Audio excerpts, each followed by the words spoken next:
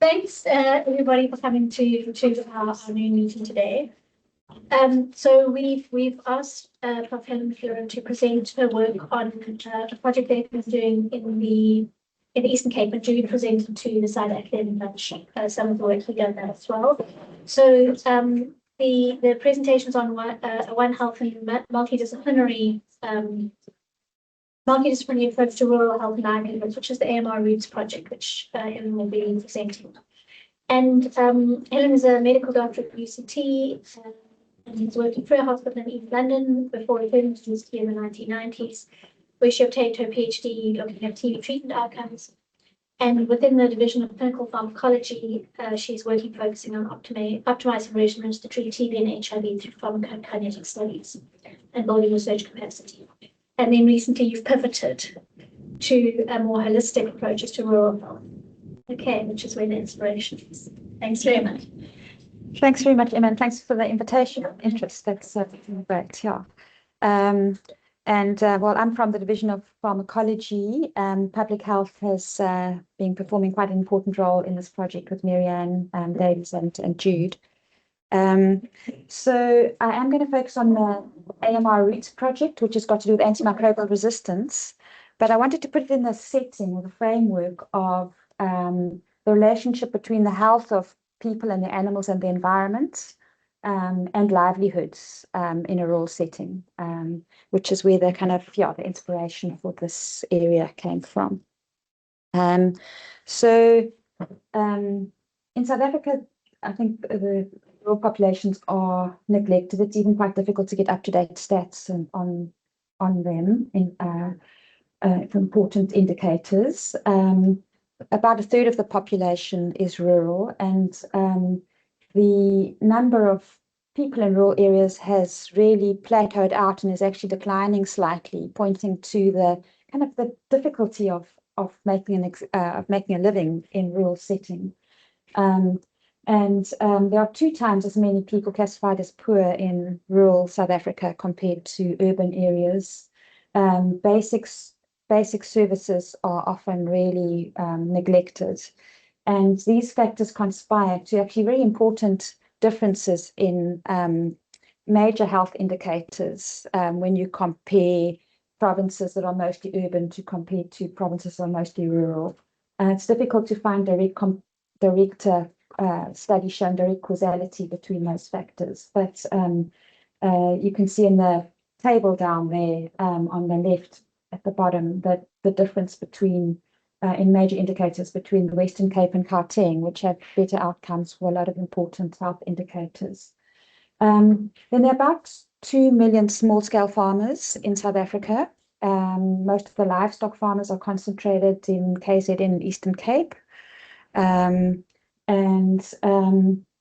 These 2 million small-scale farmers really support those 19 million people living in rural contexts, or kind of the backbone of the rural economy. That's the number of small-scale farmers and the rural population actually declined quite a bit in the droughts in around 2015, 2016, 2017, and that really just points to the fragility of their livelihoods in this setting. But in spite of the worst 2 million small-scale farmers actually own about 50% of the national livestock herd. But it's inefficient farming when viewed in terms of food production, and contribute only about 5% to the cattle meat market, for example. So there's potential for these farmers to step into a more of the formal market. And that's where another kind of motivation behind looking at antimicrobial resistance in this setting. So we've gone to just now. There are some NGOs making a... Helen,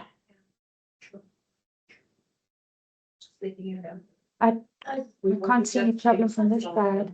Yeah. I think the online But it has been on. But it's the same slide. Maybe we can ask him now. Yeah, You check this. Yeah, you've only just changed it. yeah, that's probably the product. Yeah, I haven't changed that many slides. Shall I wait for you? No, just go ahead. Okay. There are some NGOs and organisations making a really positive difference in the setting. Meet Naturally is the organisation we're working with, and I think they're really amazing example of this. They're actually a conservation NGO, and their main work is to restore rangelands.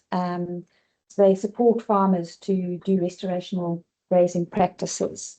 But they also help them access livestock markets and support them with some, with agricultural practice and disease management to some extent.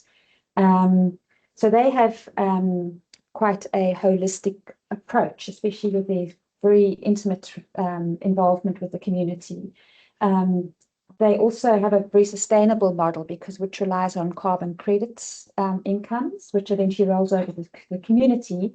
But this also brings in a really direct interest on their part in health of the community, because the co-benefits for carbon project ratings involve more community aspects, including, importantly, health. So then just to, it's intuitive that a holistic approach makes sense when considering health. But I think that's the way things have been organized in more recent decades. Institutions and research and policy and implementation is very siloed. And so a bit of a pushback against that in more recent times has been this formalization of One Health, recognizing the interdependence of the health of people with that of their animals and plants and their physical environment. Sorry, can you find and share and reshare? Okay. The slides in the front. Okay. Stop sharing at the top. Okay, and then share.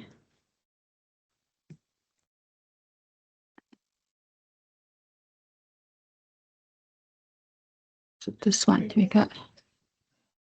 Okay, is that better?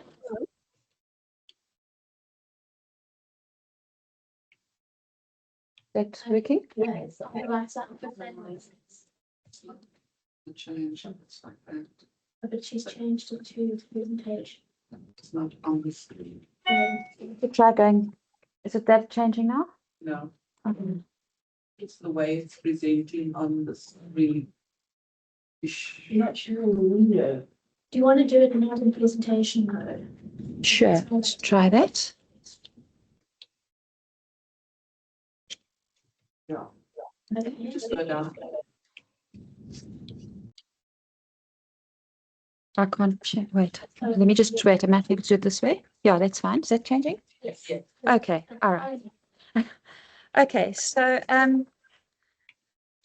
I think one thing that's lacking in these One Health definitions is really the community involvement, recognition of the knowledge and the beliefs and cultural practices in understanding the system. Right, so out of this context, the Roots Network was founded, I think in 2023 on SASIF NRF seed grant. So deliberately bringing together a group of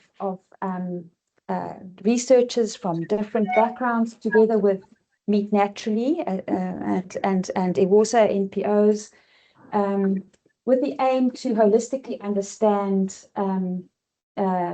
rural, the link between health and livelihoods in the rural setting, and to support sustainable solutions, recognizing this interconnectedness of people and their environment.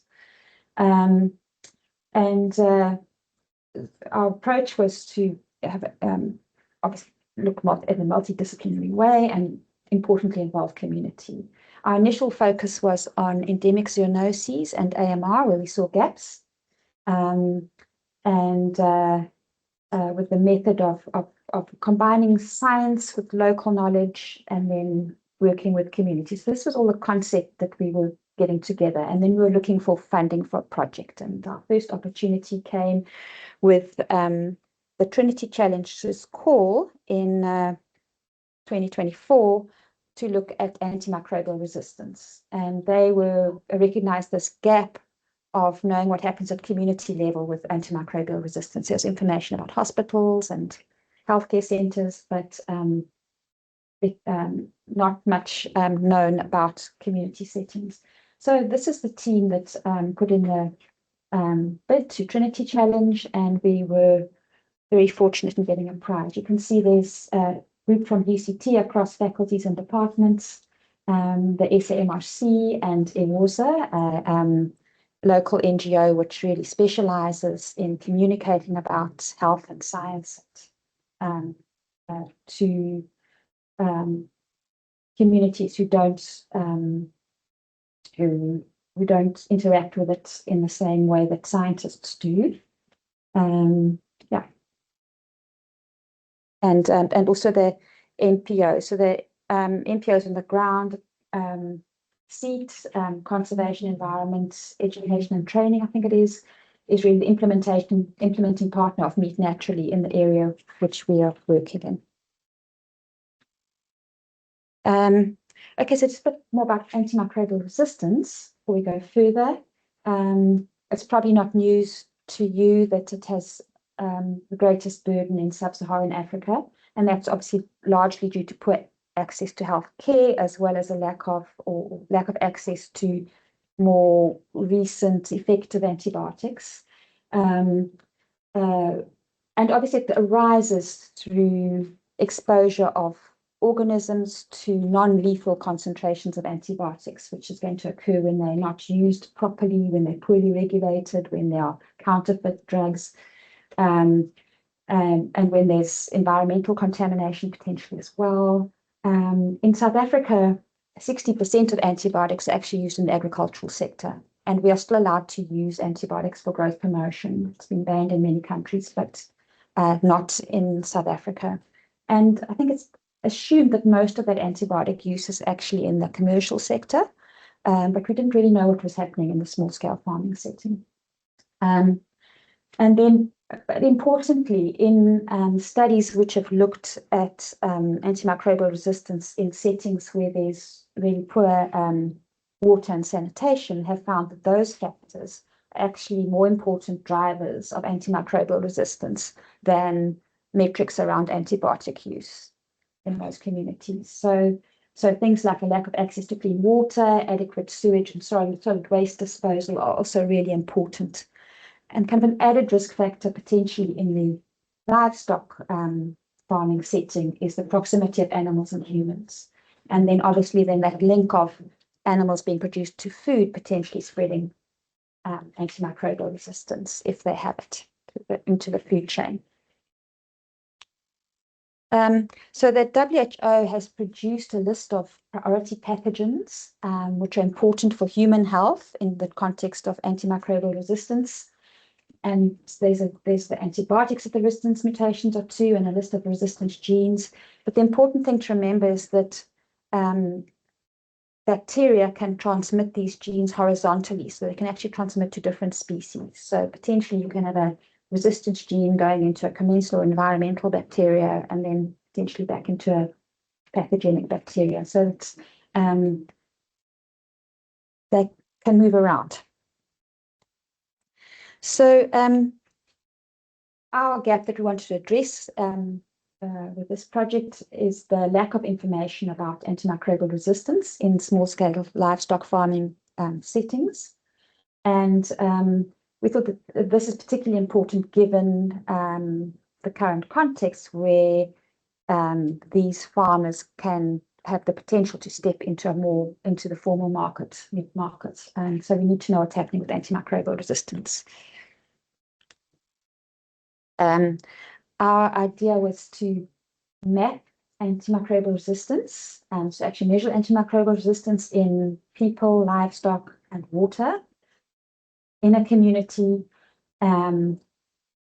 then and look at and also collect information on risk factors for antimicrobial resistance. There's also in a quantitative way, but then also there's a social science exploration of use of antibiotics for farming purposes. And we're also looking a little bit at food safety by measuring antimicrobial resistance in meat, which is retailed locally in the area. Very importantly are our MPO partners, EWOSA, which did a great job with community engagement, and Meet Naturally, who had kind of laid the foundation, established, they were really our avenue into the community, already had avenues of trust and communication lines kind of set up. And then the idea was to bring this knowledge together with knowledge from the community and their ideas to see what should, if anything, should be done about the situation of AMR in the community. So enabling technologies include the benign metagenomic sequencing. We really wanted to actually take science into the community, have a mini lab there, so hopefully inspire a few young people about what can be done, even in a setting where there's no running water or power supply problems, etc. So we did sequencing on samples from 2 people and 2 livestock and 2 water samples from 25 homesteads. In addition, we looked at 30 rangeland cattle and about 30 retail beef samples. We also shipped some samples back to Cape Town to measure antibiotic and other contaminant. A lot of biocides can promote antibiotic resistance. There's also interesting things that we're looking at those with a high resolution mass spectrometer that can detect organic chemicals at picogram per mole concentration. So if there is contamination there, that should pick it up. Yeah, and then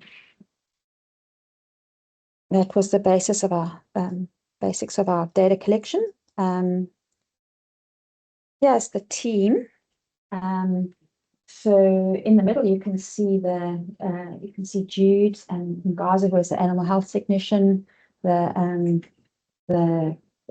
guys collecting the data and the samples from the homesteads.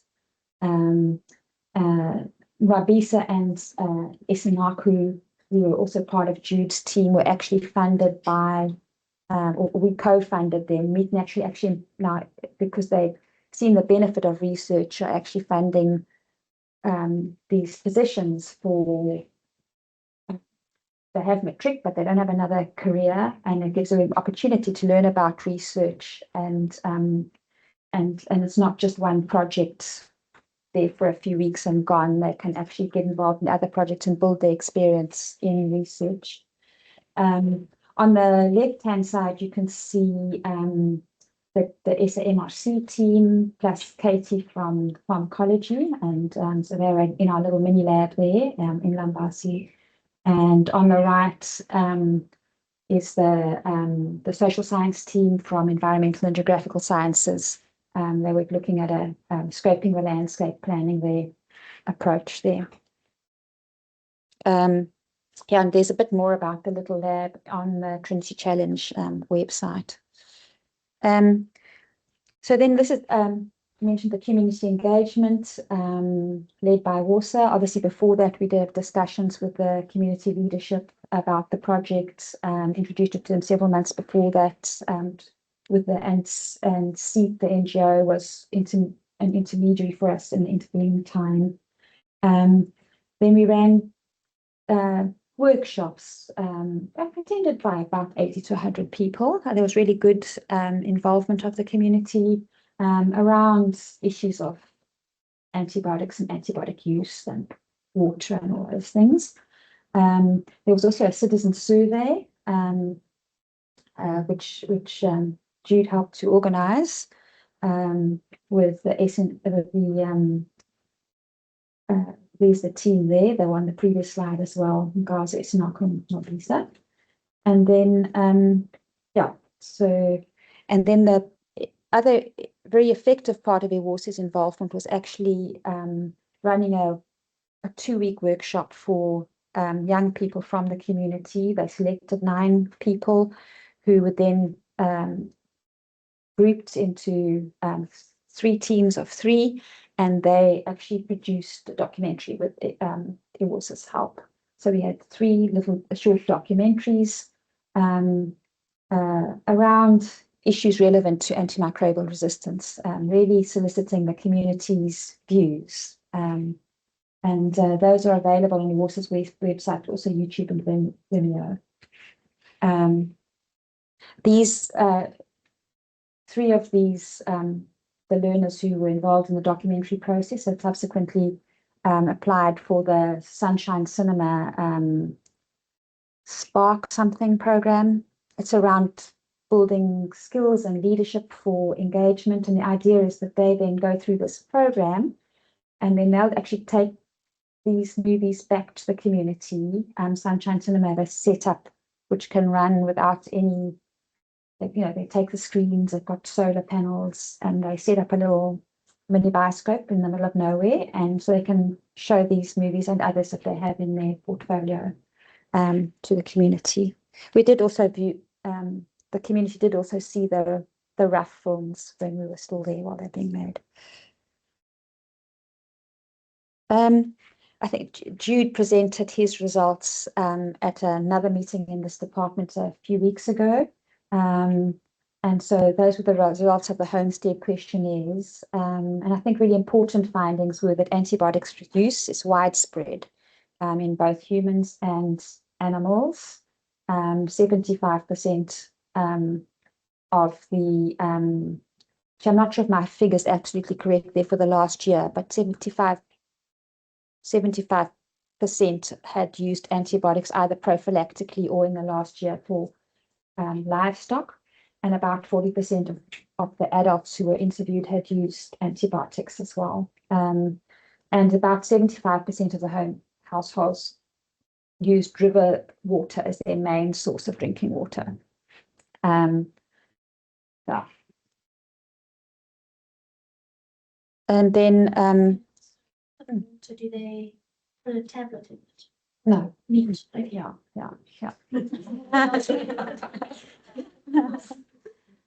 No, I don't think would be, getting a tablet would be quite an issue where they are, paying for it and getting it, and then Nolwazi Ndimandi from is actually a former Meat Naturally employee, is doing her master's with environmental and geographical sciences, looking at the role of antimicrobials in livestock farming in the Eastern Cape. And she's come up with some really interesting early findings around how antibiotic use is really, or antibiotics are accessed from antibiotic sellers in Lambasi. They're not qualified in anything, and those sellers are also their source of information and trust of how to treat their animals. And there's a lot of not so great antibiotic use going on.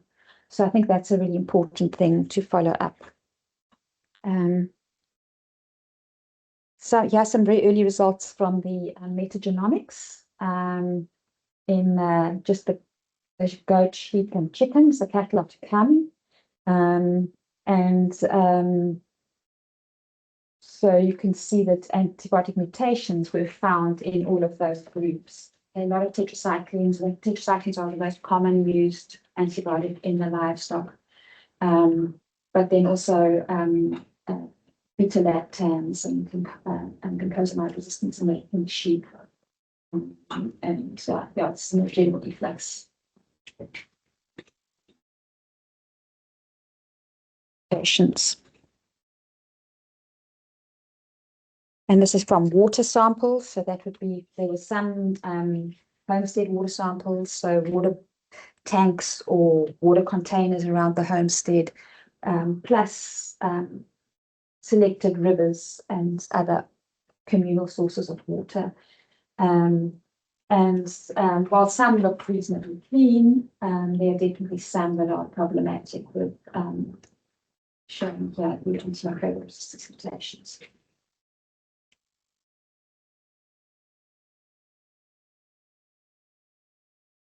But so the emerging results really show that antibiotics are widely used. Many rely on unsafe water sources.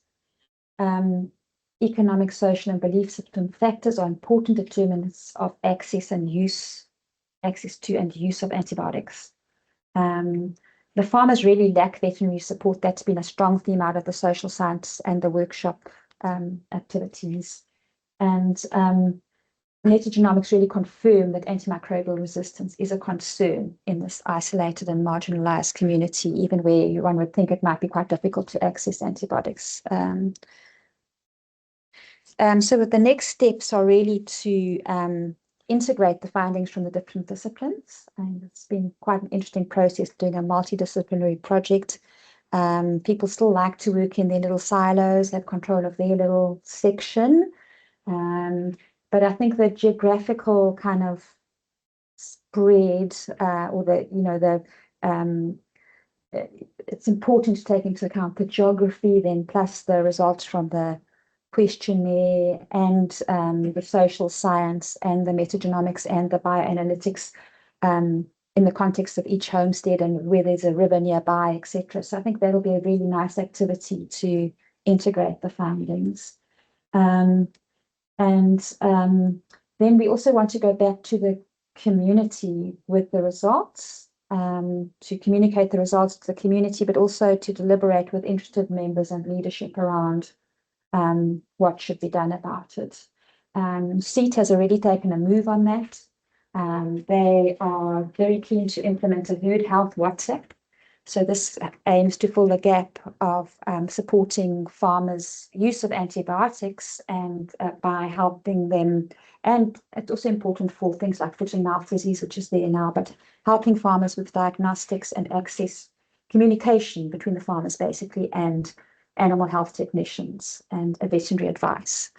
So we're really hoping to get that funded shortly so that can get off the ground, and then that would ultimately, there'll be a trial period of 6 months, and it would possibly be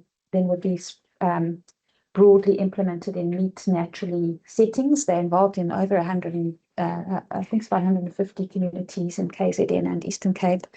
And then the idea is to work in collaboration with the Department of Agriculture's animal health technicians. But potentially, I think the other main area that's come up as a need is the water and looking at solutions for water, whether it be spring protection or other things that need to be done.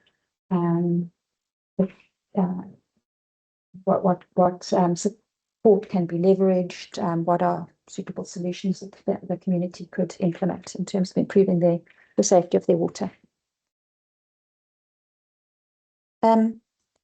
So we faced quite a lot of challenges doing multidisciplinary research in a marginalized setting. These were really institutional. Then there was logistics and staff fatigue. It was just a really remote location.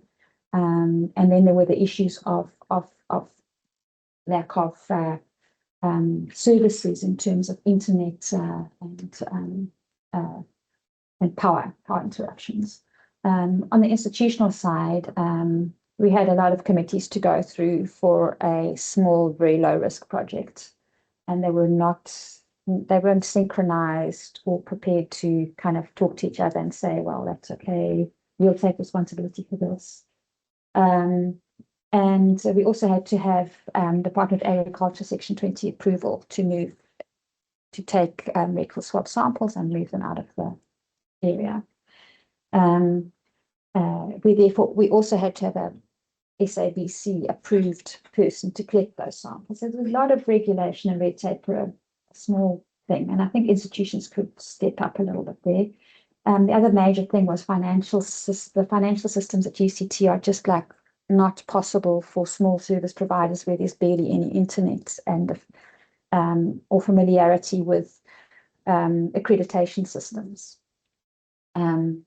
So we had to do a lot of workarounds for those things.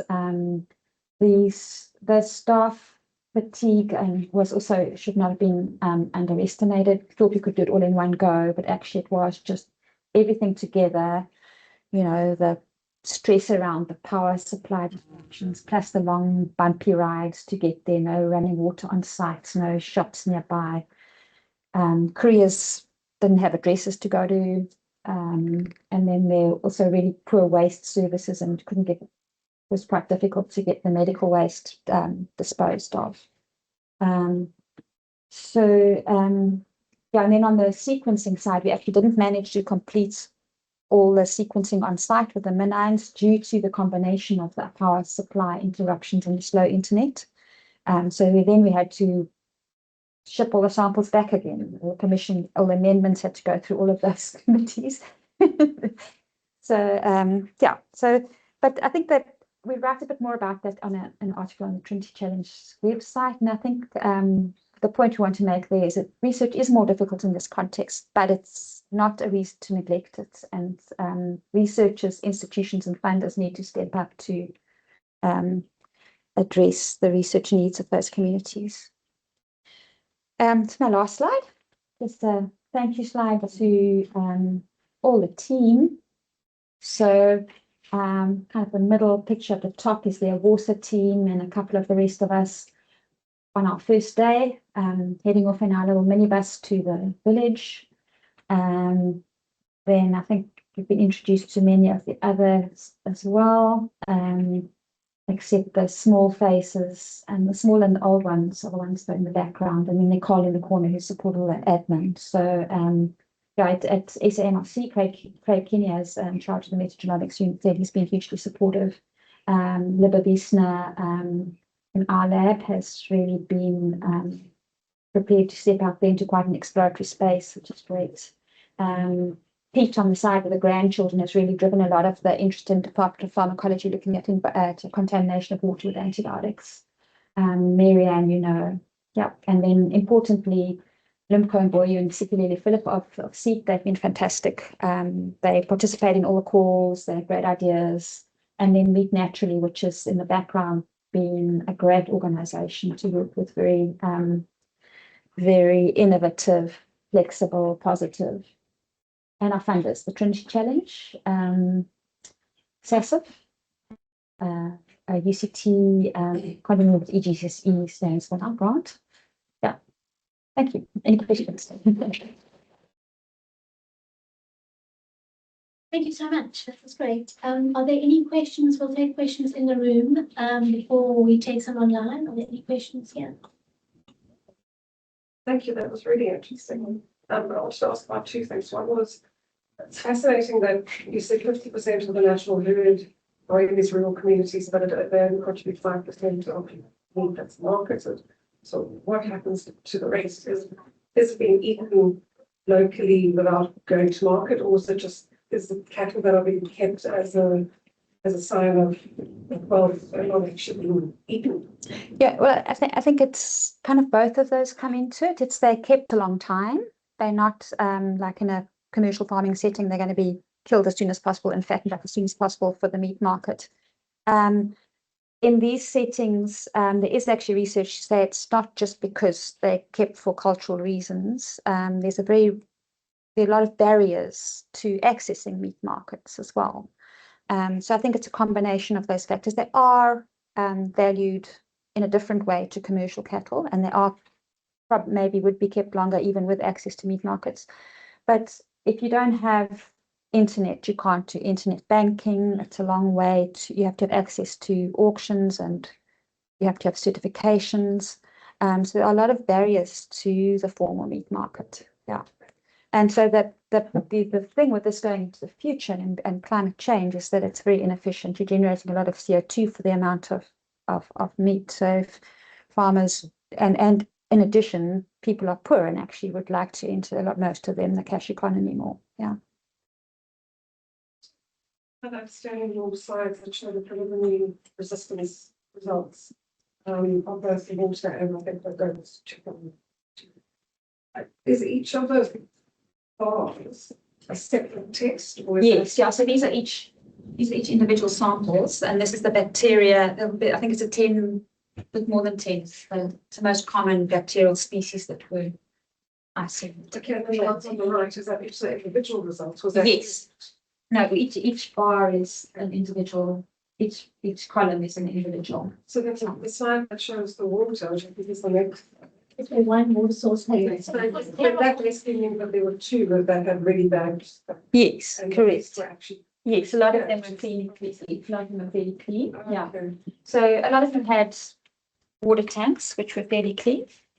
The rate of the bad ones come. There was one open water tank, was it? So. And then some of these, none of these are rivers actually. These are all homesteads. Okay. No, these are all homesteads. I'm just really interested because we spend our holidays up in Eastern Cape where we have very like access to drinking water. We do use rain tanks and so I was just curious about Yeah, those results. yeah. So it just depends what sits on your roof. Now,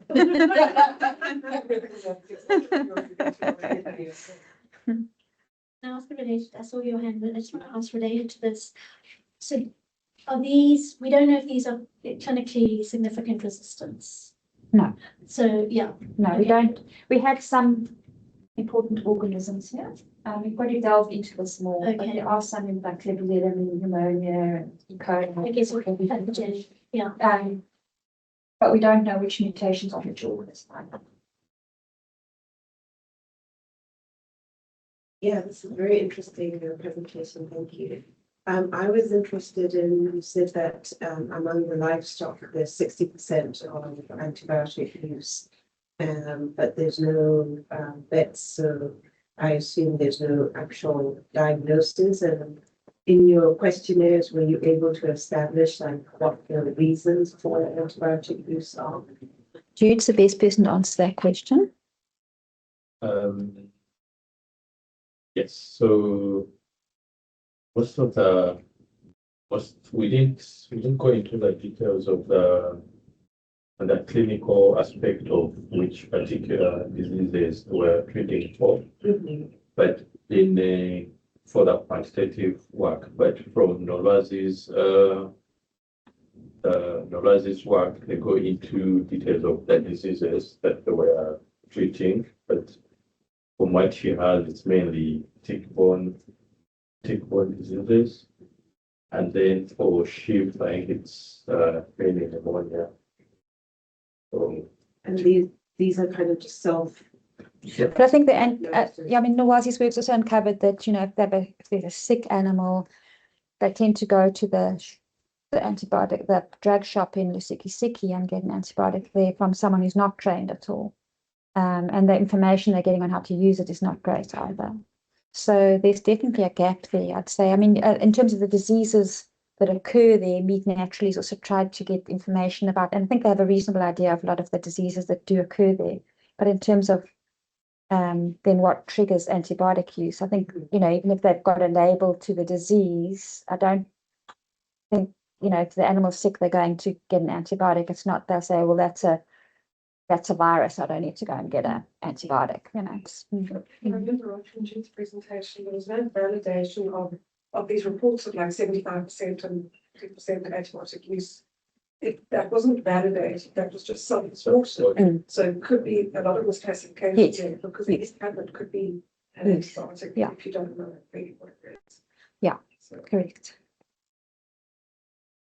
And do they use prophylactic antibiotics? That's what I'm, Or is it usually in response to a Yeah. disease? So from what we analyzed, due to the limited access, it's always best to administer in a blanket way. And so it's oxytetracycline is more of a broad spectrum antibiotic. So during seasonal changes, when they expect to have, let's say, an increase in ticks, so you're going into the dry season, that's when most people will use the antibiotics. Then and they come into winter, so issues of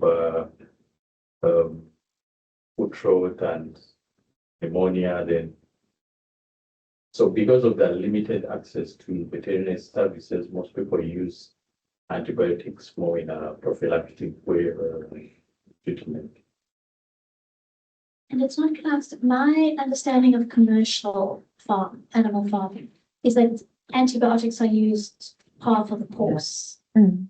I'm not quite sure. I mean, I suppose prophylactically. I think especially in feedlots, yeah. Yeah, so that's not the same as this. No, I think it's actually the main driver of that is growth promotion. They I mean, do work on that. I'm not okay. knowledgeable about it, but I think it's to do with the bacterial Okay. content in the microbiome and how yeah. Oh. But in Okay, so agriculture that's not the, I must give my animal antibiotics because that's what you do with commercial animals. It's more, it's foot rot season, let's treat anybody's foot rot. yeah. Thanks, Helen. That was such a great presentation, and so nice to see that the One Health approach. I was very interested in the lab, and if the plans to kind of keep it up and running, or if it was really just like a temporary thing for the duration of your study. Yeah, it was just, it was a room in the chief's homestead, and there was some very expensive equipment there, which would not be used while we're not running the project. So we only got funded for a cross section, so their collections finished. It has inspired and kind of paved the way for that room to be used for other research now, not the same kind of research with that sort of equipment, but it has got a research role going forward with seeds. So yeah, but it was also, it was setting up the lab was certainly possible. It was more the lack of internet and power cuts that threatened the work there, although we did still manage to obviously process all the samples and keep them frozen adequately, etc. So that, given that we had a space with power supply, wired for power, we had to spend a little bit of work on doing it up, but with the equipment could be, it's quite mobile. Did you have to get it accredited, or you just work?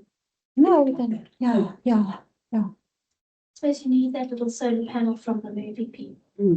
Yes. Or a generator. Yes. Yeah. We had big UPSs, but in fact the one thing was like a technical fault just outside the chief's homestead, which of course took a long time to fix. So yeah. Anyone online? Michael, thank you so much. That was absolutely fascinating and well done. I mean, it seems really nice thing to do. Yeah, I think it's really important to do more. I think it's a way of contributing to addressing some of the neglect of the rural communities.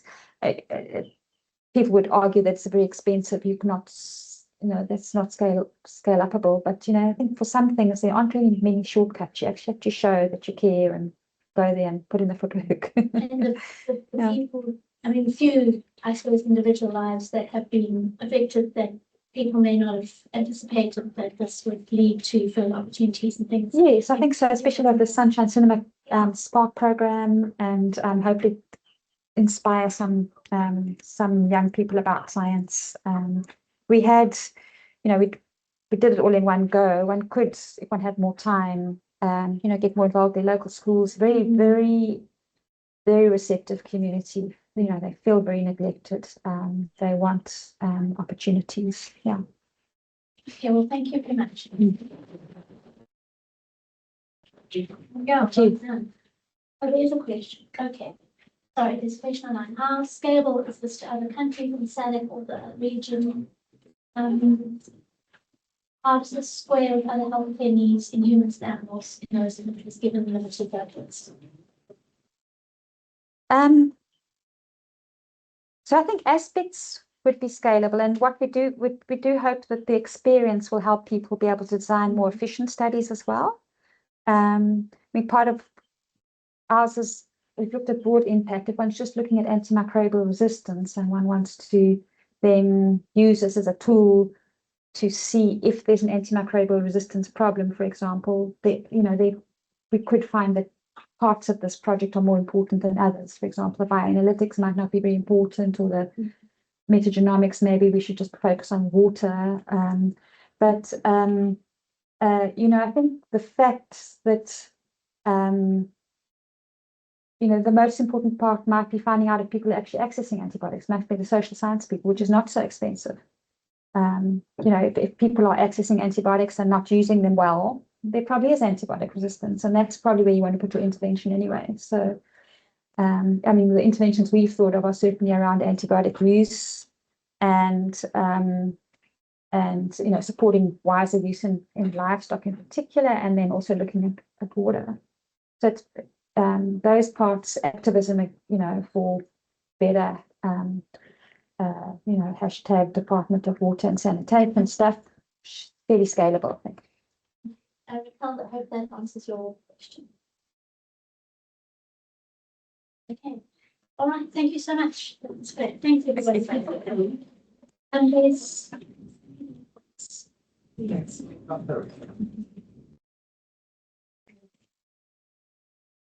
Thank you.